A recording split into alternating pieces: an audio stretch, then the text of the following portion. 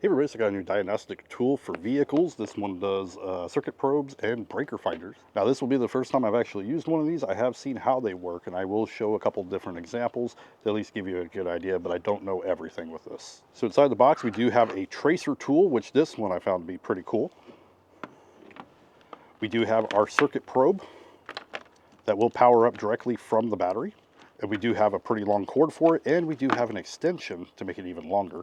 Also, what's cool is that this one does have a 12-volt adapter, so if you need to use this inside the vehicle, you can plug it in inside the vehicle as well.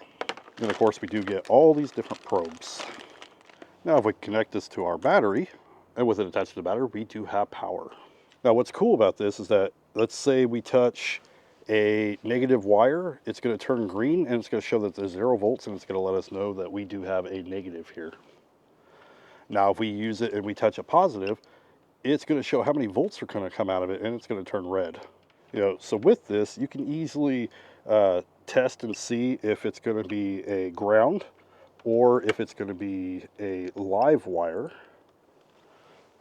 And you can go through and you can touch negative, negative, and you can go through and, like, this red wire here should be a positive wire.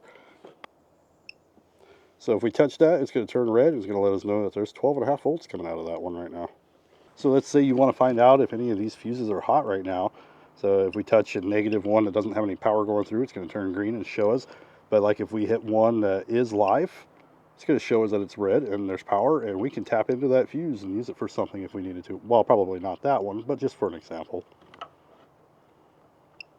So something that we could do is we can connect these gator clips to a wire. So this one's going to be the negative, and if you want to test and see where that wire goes,